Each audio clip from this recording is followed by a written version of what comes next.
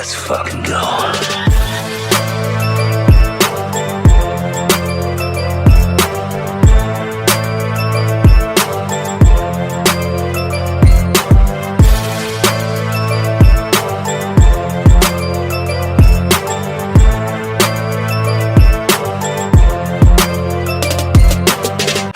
Welcome to the Comedy Movie Show. My name is Deshaun, and today I am here to review episode 8 of Daredevil Born Again Season 2, the season finale, the final episode of this fun-ass season, to be quite frankly. And I've said this before, and on multiple videos I've made on this, talking about this series, or talking about this season in particular, but Season 2 is better than Daredevil Born Again Season 2 is better than Daredevil Born Again Season 1 on every significant level.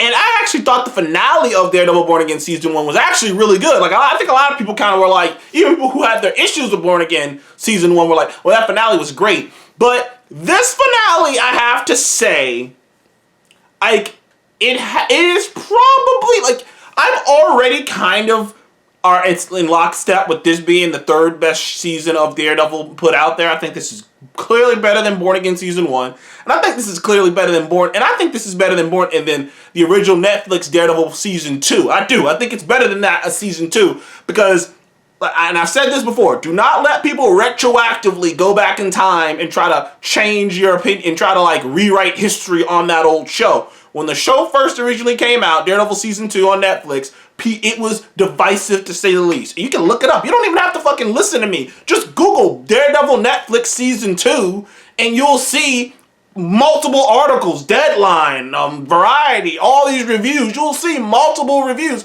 Look, fuck it. Stop listening to me and go on YouTube and type in Daredevil Netflix Season 2 and you will see nothing but reviews that are mixed on that season. Don't let anyone try to gaslight you into thinking that all the Netflix stuff was perfect fucking amazing work. No, most people thought that Season 2 of Daredevil on Netflix was half a good season. But this is not that. Now this show started off a bit slow. It started off a bit slow and it took time, and it took its time picking up the pace. But once it picked up the pace, once it had a direction, it went all out. And it's all culminates in this phenomenal season finale. I mean, first of all, to get into the season finale, this episode follows up after the events of last week's episode where Karen Page is on trial and Fisk attempts to take out the governor and all this shit's going down. And Matt Murdock steps to the plate and he reveals himself. And Matt does get shot. And last week, I believe last week was the week Buck killed Daniel, and it culminated in this kind of sad, somber note. But this week this episode, this series finale, sort of embodied everything good about the show, all contained into a 50-minute episode, And that's the best description I can give. Because we have gone this entire season without really getting to see Matt Murdock in general, but Matt Murdock in the courtroom, which is where a lot of the great Daredevil stuff happens. It's not just Matt in the Daredevil suit going around kicking ass. A lot of it is in the courtroom. And ironically, for a season of Daredevil where we basically only got we really only got 3 episodes of it that even took place in a courtroom, this Daredevil's courtroom scene is probably one of the best of the series. I would put it, I still think I would take the Frank Castle courtroom sequence over this one, but it is neck and neck with the Frank Castle one because seeing Matt Murdock bring Wilson Fisk to the stand and confronting him and coming at him the way he's never actually been able to do. It feels like you never really got to see this. At least I don't remember the last time we saw this. Matt Murdock coming at Wilson Fisk on the stand like this. And it was so interesting to see the nuances between them, where Fisk just keeps hinting like, hey Matt, I know you're Daredevil, I can expose you at any moment. And Matt just keeps pushing him. The beauty of having 2 actors and having 2 characters be adversaries for a long period of time is there's this unspoken what's the word I'm looking for? Chemistry between the two, and there's this unspoken like knowledge of between the two that they know how to push each other. Like the fact that Kingpin at a certain point is like when Matt has to go back and like talk to the judges about some evidence he wants to present.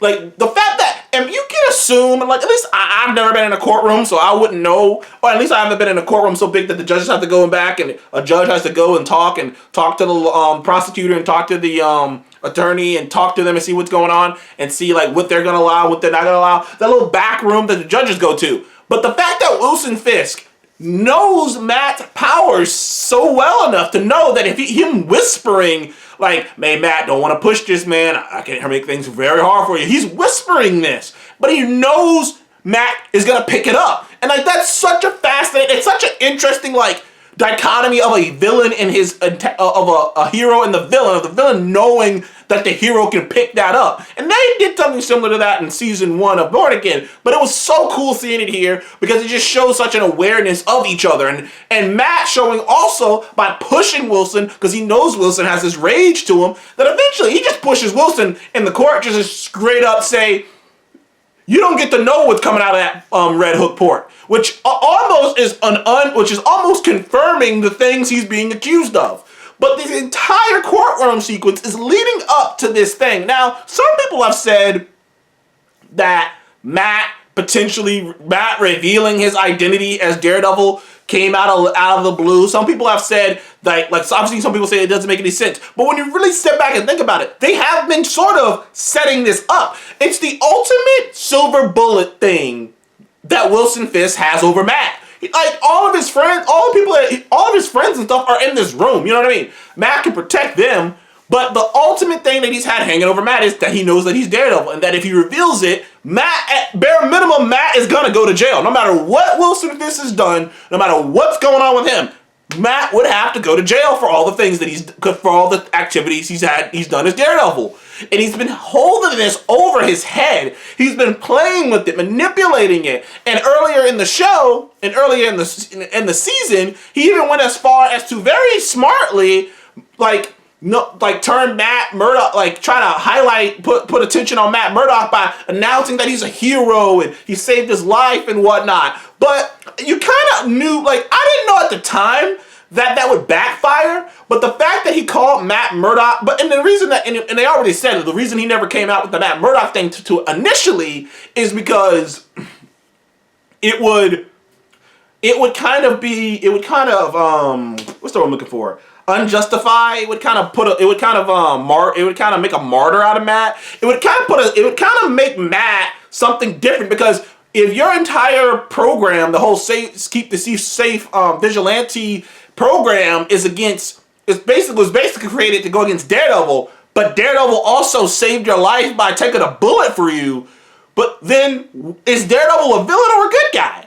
Because then that would mean he was a good guy, which then would mean this entire thing is bullshit, which is why he never wanted to say, straight up come out and say that Matt was Daredevil. But Matt going as far as to set things up, and he really subtly did it, setting things up in a way where, one, he made it very clear that none of the evidence presented by anyone who's presented it can be completely trusted, because all the evidence presented and what presented in any way they wanted to has been presented by two people who work for Wilson Fisk, who Matt also pushed into all but admitting that whatever's coming through that firearms and whatnot are coming through that port. So he set the table up there, and then he set the table up by pushing him to admit that all of his information says that Daredevil was there. Daredevil was on that boat. Daredevil sunk that boat. Okay, so Daredevil is, and then once again he reiterated. So if we could get Daredevil to show up, he would be a second witness to this, right? We all agree Daredevil was there. Daredevil, we all agree. Well, guess what? I'm Daredevil. And that was such a big moment, because that's an earth-shaking moment for the series going forward. That's an earth-shaking moment in general. And to see Matt willing to go this far to beat Wilson Fisk, to beat Kingpin, was just an epic moment to me. It was such a fucking cool moment, and it's one of those moments that, like, I think will be one of those highlight moments for the show going forward. When people do their watch-alongs, it's going to be one of those highlight moments. But things go south. Wilson Fisk wants to things going south. Wilson Fisk is basically trying to take out Matt with a fake bullseye sniper, but unfortunately for the fake sniper, the real bullseye shows up, takes the sniper out, takes a shot at Wilson Fisk, accidentally hits Buck, and now everybody is stuck in this courtroom house, stuck because people are barricaded in the courtroom because a mob of masked Daredevil people are showing up because they are ready to tear Wilson Fisk apart. And meanwhile, all the fucking vigilante task force people are in the place, so Matt and Jessica Jones and them have to fight their way out. There is this insane epic fight sequence where Matt is fighting and Jessica Jones are fighting in a hallway, and Wilson Fisk is fighting these protesters and just destroying people. I mean, it was awesome. It was an awesome sequence, but in the end, what it came down to is the fact that these two men realized, or at least Matt realized, that neither one of us has it in us to lose this.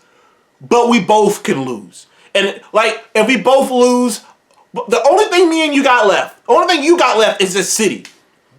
And do you really want to die here? And Vanessa's memories are gone? And ultimately, I've seen a lot of people kind of bitch online that, like, why wasn't Fisk thrown in prison? He just killed all those people. And I'm going to just briefly touch upon this. Actually, no, I'm not going to touch upon this. I'm going to make a whole other video talking about it. But no, there's some amazing... Vincent D'Onofrio kills it this entire series, but this is some amazing acting from him, because you can almost see the moment he realizes, this is over, dude. Like, there's nothing I can do. Like, this is... I'm just pouting. I'm just throwing it. Like, there's nothing to be done here. I'm going to take the deal. He takes the deal and go into exile. Unfortunately, Matt is going to prison. Heather is going down a dark path. And Jessica, we see an appearance from Luke Cage returns. And yes, that is his daughter.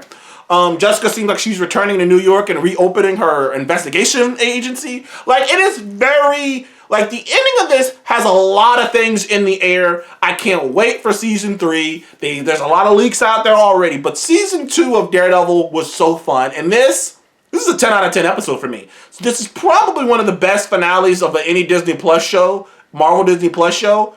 Maybe the best. It's definitely up there. I can't really say, but I loved it, dude. Anyways, thank you guys for watching the Comic Movie Show. Please like and subscribe, and I will see you guys on the next one. Goodbye.